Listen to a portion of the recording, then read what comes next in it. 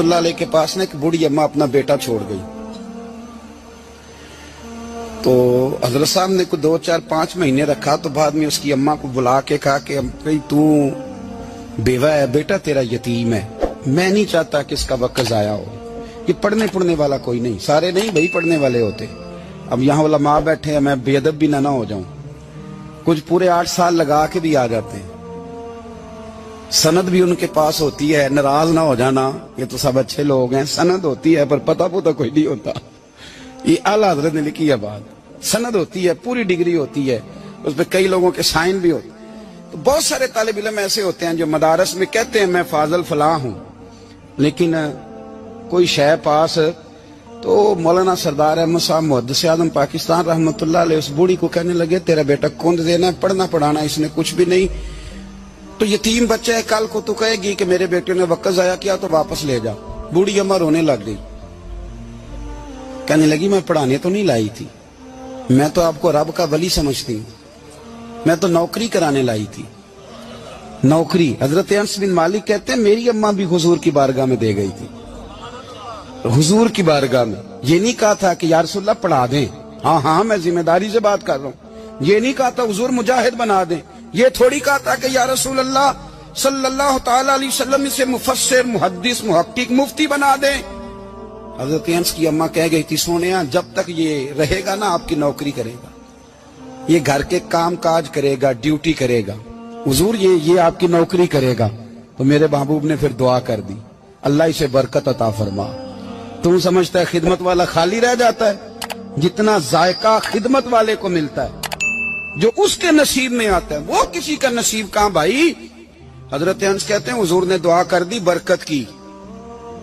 مجھے تو کھیتی باڑی آتی بھی نہیں تھی، پر لوگوں کے باغ میں سال میں 1 دفعہ پھل لگتا تھا، میرے باغ میں 2 دفعہ لگتا تھا. حضور نے دعا کر دی یا اللہ اسے اولاد دے. فرماتے ہیں میرے بیٹے، میرے پوتے، میرے نواسے، میری بیٹیاں، فرماتے ہیں میں زندہ ہوں اور میری 100 اولادیں موجود ہیں.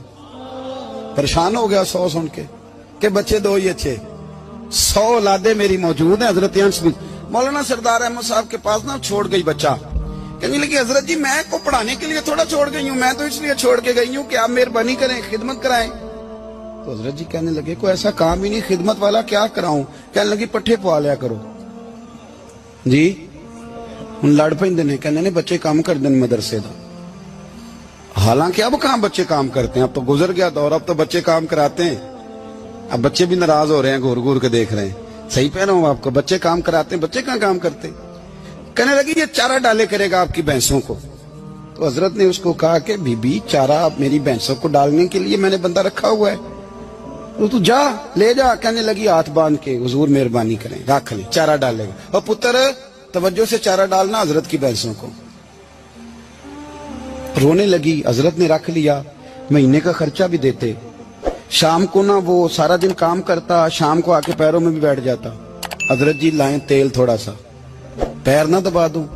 8 سال ساتھ والے پڑھتے رہے، یہ بیچارہ نوکری کرتا رہا. میرا روپ بھی نہیں تے میرا رنگ بھی نہیں، اور مینو یار منان دا ٹنگ بھی نہیں. کبھی کبھی نا حضرت بلال حبشی فارغ ہوتے نا تو نبی پاک کی بارگاہ میں عرض کرتے حضور کوئی کام تو نہیں، سارے ہو گئے، حضور جاؤں ذرا. چلے جاتے. ایک دن سلمان فارسی کہنے لگے یا رسول اللہ یہ بلال کہاں جاتا ہے. فرمایا جا دیکھ کے تو آ. حضرت سلمان واپس آئے تو آ کے رونے لگے. کہنے لگے سونیا جب یہاں سے جاتا ہے نا تو جا کے سیدہ فاطمہ کی چکی پیسنی شروع کر دیتا، بی بی صاحبہ کے کام کرنے لگتا ہے. گھر میں جا کے اسنین کی ڈیوٹی کرتا ہے، وہاں بھی کام یہاں بھی کام. وہ چارہ ڈالتا رہا، اس نے چارہ ڈالا. حضرت محدث اعظم کی بھینسوں کو دستار فضیلت کا وقت آ گیا، سارے پگڑیاں سجا کے آ گئے. آج دستار ہوگی. یہ نہ پیچھے ہو کے بیٹھ گیا، چونکہ پڑھا ہی نہیں تھا تو دستار کا ہے کی دستار تو اس کی جو پڑھے گا. ہم نے تو پڑھا ہی نہیں، ہم نے تو یار پڑھا، گھر پڑھا، ڈیوٹی کری. حضرت محدث اعظم رحمت اللہ علیہ کے ہاں جب اعلان ہونے لگا نا کہ اب دستار ہوگی تو حضرت نے پہلا اعلان اس کا فرمایا. تو مجھے والا بندہ کپڑے بھی کدی کدی بدل دے نا. وہ کہتا ہے جس حال میں بھی تھا میں پلٹ کے دیکھنے لگا کہ پڑھا پڑھایا تو ہے، کوئی شے نہیں. یہ ماجرا کیا ہے؟ پیچھے سے اٹھ کے آئے. तो कहते हैं बाकियों की दस्तार किसी आलिम ने की, किसी सूफी ने की, लेकिन ये भैंसों को चारा डालने वाला जब आया तो मुहद्दिस आदम ने फरमाया पगड़ी के बाल को कोई हाथ ना लगाए, ये सारी दस्तार मैंने करनी है। और फरमाते हैं हजरत बाल भी देते जाते थे और आंसू भी बहाते जाते थे, माथा भी चूमते थे और फरमाते थे दस्तार के बाद चला तो नहीं जाएगा यार, मुझे तो इबादत भी नहीं रह गई, मुझे तो चाबियों को भी नहीं पता कौन सी कहाँ रहती है, जाएगा तो नहीं तू? तो रो पड़ा, कहने लगा सोने जाए तो वो जिसके पल्ले कुछ है हो, आता जाता तो है कुछ नहीं, मुझे किसने रखना है, मैंने कहाँ जाना है, इधर कहाँ तो इधर ही रहूंगा। वो उस तालिब इल्म के सारे उस्ताद भाई कहते हैं उसने दस्तार कराई, पढ़ा पढ़ाया कुछ नहीं, पर जो मसला अड़ जाता था ना, वो जो अड़ जाता था ना, वो जाके उससे पूछते थे तो किताबें खोलने की जरूरत नहीं पड़ती थी।